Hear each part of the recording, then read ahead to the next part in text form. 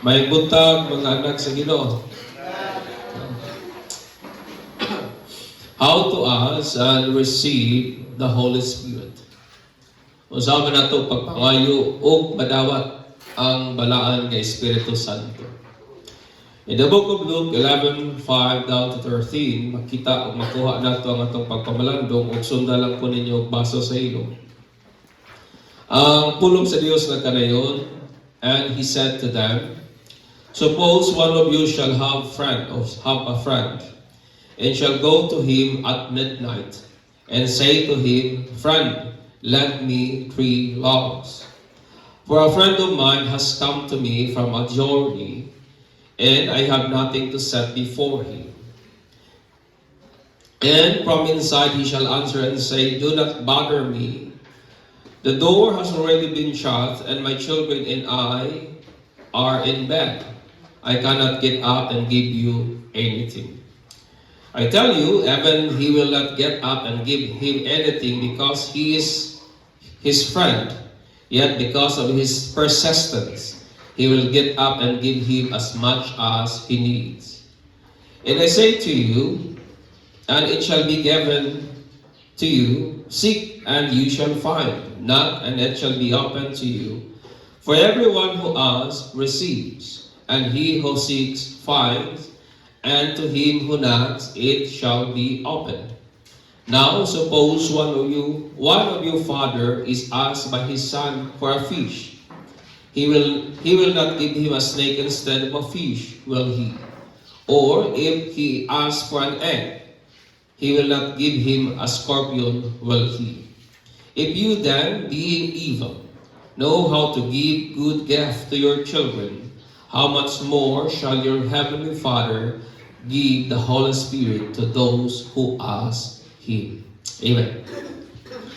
Niabot na ba mo sa usa ka situation nga kana bitaw grabe niyong hinangyo sa usang butang sa usang tao. Nga inyo habang muragwa na mo batiag kauwaw sa inyong paghangyo pa. Naroon sa kasenaryo kahimtang situation sa kinabuhi namo ni Mrs. nga niabot nga grabe among hinangyo ay sa amuang silingan kay nahutan na lagi og gatas kining ako ang anak. O sa akong mahinumduman mga alas 2 siguro ni sa kadlaw na hitabo mga igsoon. O kang akong gibuhat I called her name, akong gisangpit ang ilang pangalan, normal anak man ta, ayo mga ayo magitag katahuran. Knocking their girls, tuk-tuk, bisag asa. Tungod kay nangako lagi nga anak, sige na og kanang hilak tungod sa kagutom kay anang panahon na nahutan lagi og gatas. Og sa pikas nga bahin, I am certain nga naagin po sila gatas para pangbata tungod kay ang ilahang anak kay edad-edad naman po sa ako ang anak mga igsoon. So pilay dagan sa istorya, ilahang na notice ang ako ang tawag and then namangon sila og nangutana kung saya ako ang tuyo. And then akong gisaysay sa ilaha unsay akong tuyo nga ang akong anak naghilaka na sa kagutom sa reason po nga nahutan niyo gatas and then ang akong asawa wala na gid po siya kanang gatas nga kanang sa iyaha mga igsoon. Og nanghangyo ko og milk para lang sa ako ang anak for that certain moment. O sa way daghang pagpanuko, way daghang istorya, gihatag nila ang unsa may akong gihangyo mga igsoon. Ilahang gihatag ang unsay akong gipangayo nga gatas. And then ako nagtuko nga sa pikas nga bahin kini nga couple, dili po nila i-grant o ihatag siguro ang akong ipangayo if I ask in a wrong and arrogant way. Amen. Kana bitang ikaw pang nanghangyo, ikaw pang hambugiro ba? Kanang ikaw pang nanghangyo, ikaw pang murag si kinsa. Mo na nga kung siguro nangayo ko in an arrogant way kini nga couple, dili gud siguro ihatag ang unsay akong ipangayo o siguro kasukan pa ko kadlawon nako. And by the way, kini nga couple nga akong ginaingon, mao ni ang atong silingan silang Mr. and Mrs. nga Luis de la Serna mga igsoon. Og sa pikas nga bahin ako nagtupog ko nga kining butanga it speak the same way sa ato apong pagpangayo sa ato ang langit nun amahan regarding sa balaan nga Espiritu Santo mga igsoon. Sa dihang moingon ta nga nagapangayo ta sa balaan nga espiritu, wala ka na magpasabot nga wala nato ang balaan nga espiritu. Wala ka na magpasabot that we don't possess or have the Spirit of God. Tungod kay ang Bible nag-ingon nga kung wala nato ang balaan nga espiritu, then we don't belong to Christ. Ang atong pagsabot niini why we ask for the Holy Spirit. Tungod kay ang atong pagsabot, it is for empowerment. Nga nagapangayo tag kagahom, nagapangayo tag kusog gikan sa Dios for doing God's purpose, for doing God's business, my friend. Ang mga disciple ni Jesus nangutana ngadto kaniya in Luke 1:11:1 ingon niya, Lord, teach us to pray. As John taught his disciples. Gwapo ang butang nga gi-request sa mga disciples kadto kang Jesus tungod kay ingon sila, Ginoo, tudloy ra gud mi unsaon pagampo. Sumala sama sa gitudlo ni John sa iyahang mga disciples. O ingon nga gitudloan po ni John ang iyang mga disciples. O ako naghuna-una nga we should also ask Jesus. Kinahanglan nga ato pong katunan o pangutanan usab nato si Jesus sa maong request to teach us how to pray. Amen. Inyo na bang gihangyo ang Ginoo na, Lord, teach us how to pray. O Lord, teach me how to pray. And then, He did exhort them. He laid down in Jesus ang blueprints of prayer. Katong, Our Father in heaven, hallowed be their name. Mao ang ihang gi-lay down. And then, humanay nato, gi-exhort tayo ni Jesus, ihang gi-encourage, ihang gidasig ang ihang mga disciples to ask for the Holy Spirit. O dili kini random na teaching, but kabahin gyapon kani sa request sa mga disciples to teach them how to pray. Tungod kay it is the Holy Spirit mao mangyay magatudlo nato how to truly pray. Amen. Ang balaan nga espiritu mao mangyay magatudlo nato unsaon ganing tinud-anay, tinunay nga pag-ampo mga igsoon. Remember, ang disciples nag-ingon, Lord, teach us how to pray. Gilay down ni Jesus ang blueprints of prayer. And then, pag yung gi-reinforce nga ask for the Holy Spirit. Kaya nga naman, ang balaan ng Espiritu mo'y mutudlo nato unsaon yun pag-ampo. Amen. Ina na imong tapad, nag-ampo pa ba ka? Uy, ina ba? Nag-aampo pa ba ka? And here are the three principles. Makita nato aning passage sa Luke about unsaon nato pag-ask and receive the Holy Spirit. Unsaon nato pagpangayo o madawatan gayon kining gahom o pagpamuhat sa balaan nga espiritu. Una, ask persistently in verse 5 down to 8.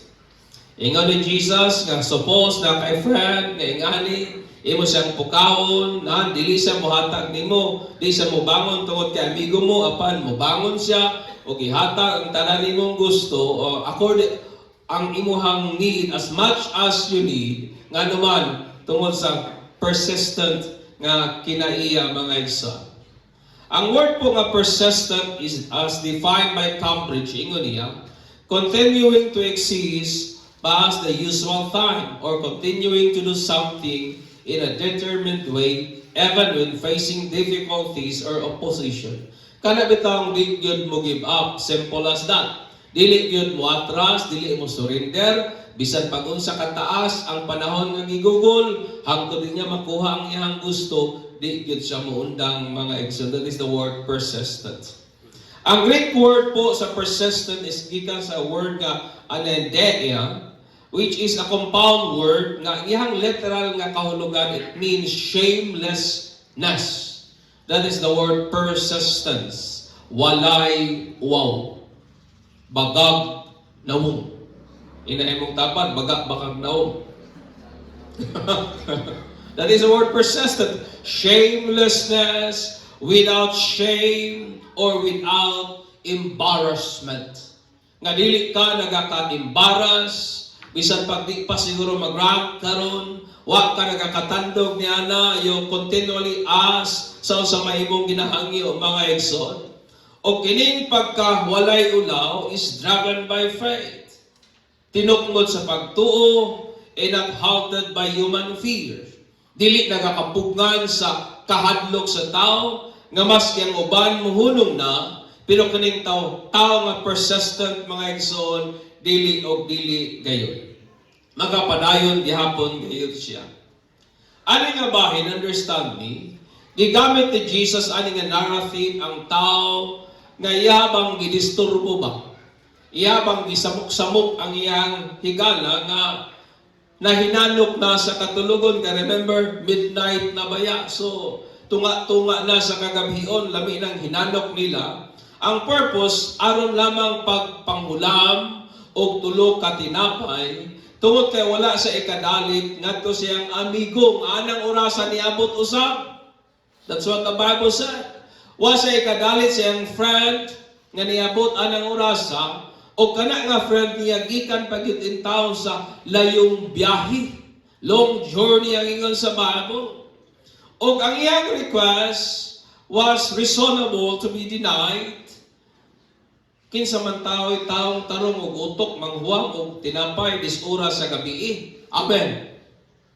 Kinsa man tao'y taong tarong og utok nga kanang pahulamon po ng tao inganang hangyo dis-oras sa gabi. Tungod kay ang hangyo sa mga tao kanang reasonable nga iga-deny atong ihang friend nga iyang gihangyuan mga igsoon.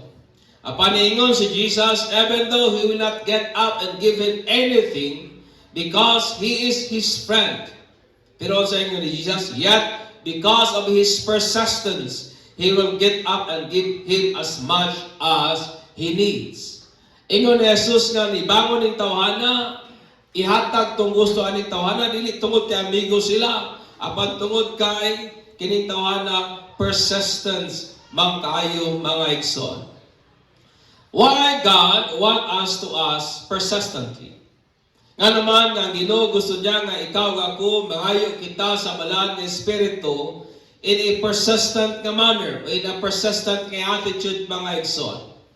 Kani nga scene o kani nga narrative nagportray kini sa Jewish hospitality. Understand me. Kani nga senaryo nagpakita kani sa Jewish hospitality nga gina-consider sa mga Jewish people as one of the most important Jewish values. Usa sa pinaka mahinungdanon nga pamatasan, usa sa pinaka mahinungdanon nga values sa Jewish ka culture kining hospitality. Kung sa ato pa kining mag-bless, that is our Filipino values, and etc. nga itong ilang nga importante kayo. O sa mga Jewish people, usa sa ilang ginailang nga labing importante nga values is kining hospitality mga igsoon. And they express their hospitality by magnanimously taking care of their visitors. Muna nga kung na sila ibisita, ihatag nilang pinakamaayong pagkaon posibleng maihatag nila.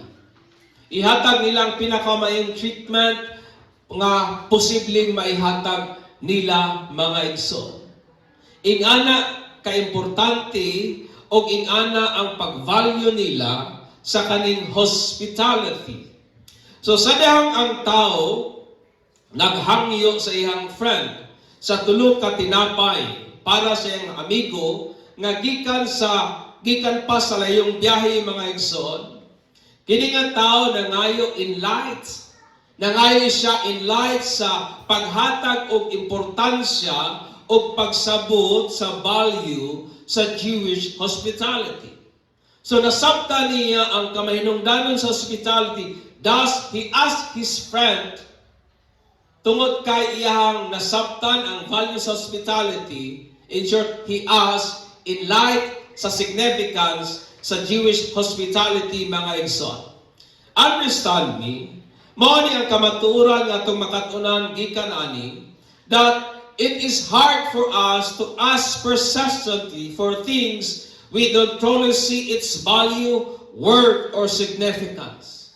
Lisod para nato ang paghangyo nga naay paglahutay, ang paghangyo nga naay persistence, Kung wala nato nakita ang bili, ang kamahinungdanon sa butang nga atong ginapangayo. Nasabtan ba ko ninyo? Lison para nato ang pag-ask for things in a persistent manner. Kung wala nato nasabtan ang worth, ang value niya. Ang maong tawhana, he asked persistently. Why? Kay nasabtan niya ang significance sa hospitality. So sa pikas nga bahin, sa dihang atong nakita ang value sa prayer. If we truly see the value of prayer, mga igsoon, o sa pikas mga bahin, dili gyud ta manuko, dili gyud ta mag-hesitate to ask God for His Spirit to help us how to pray. Amen. O kung nasabtan yun nato ang value, ang significance, ang word sa balaan ng Espiritu sa atong kinabuhi, then sa pikas nga bahin, dili gyud buta manuko, dili gyud buta mangluod, kundi persistent kayo ta nga muas sa Ginoo for His Spirit, my friend. Amen. So the question simply as this, ato bang nakita ang value sa prayer sa atong kinabuhi? Ato bang nasabtan ang value sa Holy Spirit sa atong kinabuhi? Kay kung ato nang nasabtan, di gyud ta muundang pagpangayo sa Ginoo sa balaan nga Espiritu nga mamuhat nato mga igsoon. Amen. It's about perspective. It's about seeing the Word, the value, the significance of the Holy Spirit sa atong kinabuhi mga igsoon. That's why, unang punto is this, if you want to receive the Spirit of God, then we must ask persistently. In asking persistently is a matter of what? A matter of seeing the Word, the significance, the value of the Holy Spirit sa atong mga kinabuhi. Amen. Mura bitaw kag bata nga nag-eskwela nga bisan pag-unsa ka lisod sa kinabuhi, pero nakita ni mga kamahinungdanon sa edukasyon mo na nga manghangyo ka nay, pa-eskwelahan yung kunay kay gusto kong mutapos. Nga naman, nakita nimo ang bili sa edukasyon. That's why, persistent ka nga, mohangyo sa imong ginikanan, panuktok silang kasing-kasing, pa-eskwelahan lagi kumaba, pa-eskwelahan lagi kumaba. Why? Because you see the value of education. Ang akong pangutana mo ni, ing anak bapud ang atong pagkakita sa bili, sa balaan ng Espiritu sa atong kinabuhi. Nga tiunay tang nagapanuktok, nagapanghangyo sa atong Dios Amahan. Lord, Amahan, bubuy ako sa imong gahom, kay gikinahanglan ko gayud kini. Tungod kay atong nakita ang iyang bili, nakita nato ang iyang word, nakita nato ang iyang kamahinungdanon sa atong kinabuhi, mga igsoon. Amen. Inga na imong tapad, nakita ba nimo ang kamahinungdanon sa balaan nga Espiritu sa imong kinabuhi? Inga ba, pangutana, kung imo nang nakita, you will never stop asking the Father for the Holy Spirit. Kung nakita nimo ang value sa prayer sa imong life, then you will never stop asking the Father for the Holy Spirit, because it is the Spirit of God mo'y magtudlo na to how to truly pray. Amen. Ask persistently. Ikaduha, ask expectantly. Verse 9 to 10. Ingon ni Jesus, and I say to you, ask, and it shall be given to you. Seek, and you shall find. Knock, and it shall be opened to you. For everyone who asks receives, and he who seeks finds, and to him who knocks it shall be opened. Ingon ni Jesus, ask, and it shall be given to you. Seek, and you shall find. Knock, and it shall be opened to you. For everyone nga nagabuhat niya na maka-receive, makakita og pag-ablihan gayud mga igsoon. Why bother us? Why bother asking if we are not promised to receive what we ask for? Nganong hasulon pa man nato atong kaugalingon sa pagpangayo kung wa ta gisaaran nga makadawat. Amen. Moro bitaw kaning mga tao sa kaning gisaarag ayuda. Grabing pinila o pila ka oras because they are expectant na maka-receive sila sa ayuda. Why? Tungod kay naisaad nga makadawat gayud sila. Mao na nga sa pikas nga bahin nganong hasulon man nato atong kaugalingon sa pagpangayo kung wa ta gisaaran nga makadawat ta. Nganong hasulon man nato atong kaugalingon sa pagpangita kung wa ta gisaaran nga makakaplag ta. Nganong hasulon man nato atong kaugalingon sa pagpanuktok kung wa ta gisaaran nga pag-ablihan ta mga igsoon. Amen. Amen. Why bother yourself knocking, asking, and seeking kung walay saad nga abli hata maka-receive o makakapla? We are to us and expect makadawat gayud kita. We are to seek and expect nga makakapla gayud kita. And we are to knock and expect nga pag-ablihan gayud kita mga igsoon.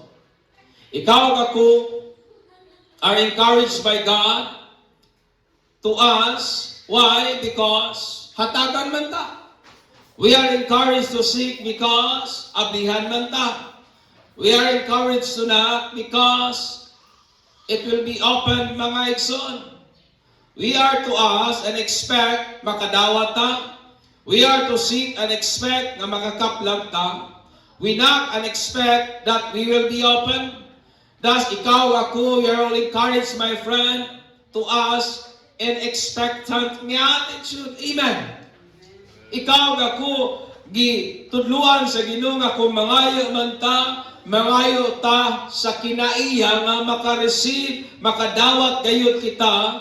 For the gift of God is not for a few. Tungod kay kani nga gasa sa Dios dili lang ni para sa mga pipila, but para ni sa tanan nga nagapangayo.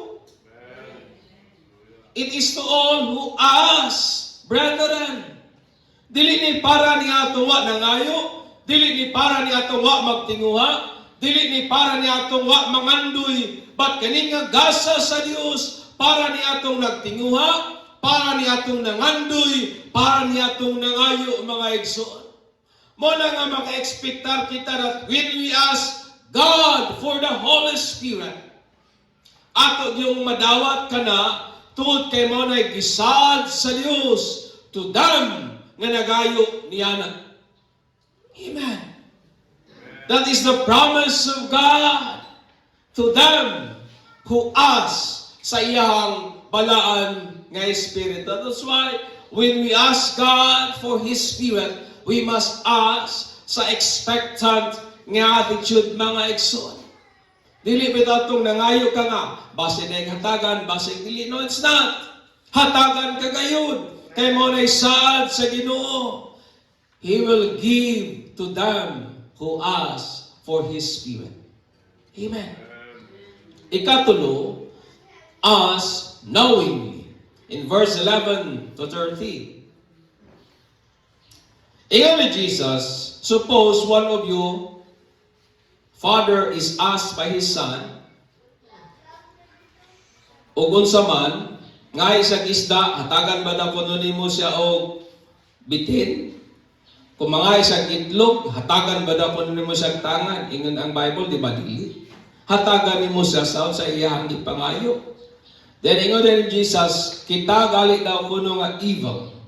Kabalugali mo hatag og mayong gasa, how much more is a Father who is in heaven, nga magahatag sa iyahang balaan nga Espiritu to them who ask Him. Ang word po knowingly, it means in a way that shows you nga imo hagyong nailhan o nagyo kay nahibaw-an about something. Aning bahina, Jesus used a very practical logic aron pagdasig nato to ask for the Holy Spirit. Ingon niya, Kung kita daw kuno nga mga amahan who are being evil. Evil, it means kanang ang atong nature has been corrupted. That's the word evil. Nga kita gali nga amahan, dili gali ta hingpit, dili gali ta perpekto sama sa Dios. Nga dagay tay kapasidad masipyat, nga dagay tay kapasidad mamakak, nga dagay tay kapasidad kanang ma-fail mga igsoon. Kabalo gali daw ta mohatag og mayong gasa ngadto sa atong mga kabataan. Unsa na lang kaha gyud daw kuno ang atong langit nun nga amahan who is inherently and intrinsically good. Nga ang iyang pinakakinaiyahan maayo manggayod. Amen.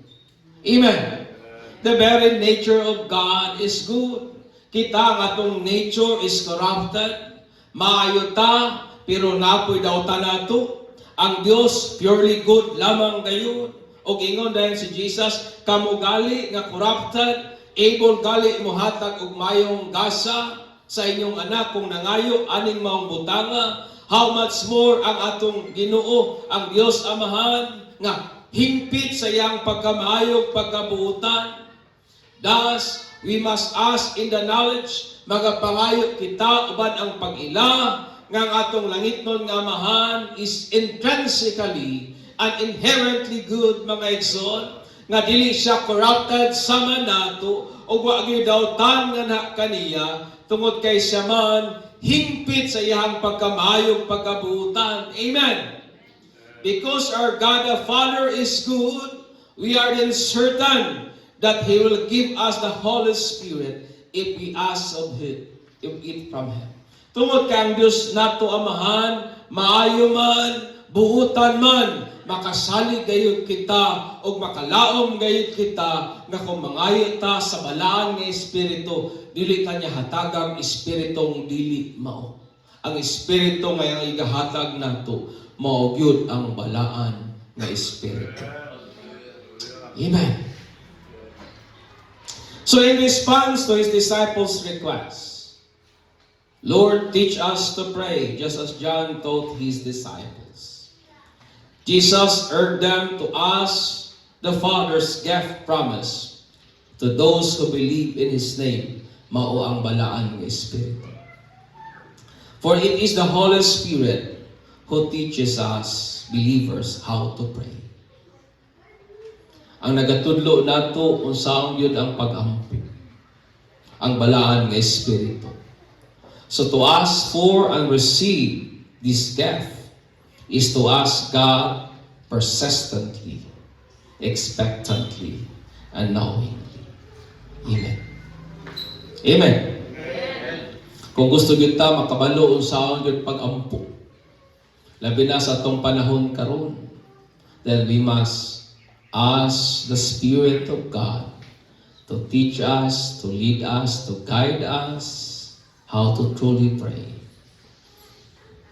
O kung ato yung nasabtan o nakita ang value sa prayer, di ginato ihikaw ang pagpangayo sa gahom o pagpamuhat sa balaan ng Espiritu sa atong kinabuhi. O kung nakita gid po nato ang tiunay nga value sa Holy Spirit sa ato ang Christian faith o sa atong Christian walk, di kita muundang sa pagpangayo nini sa atong Diyos Amahan. Amen. Hallelujah. Manidog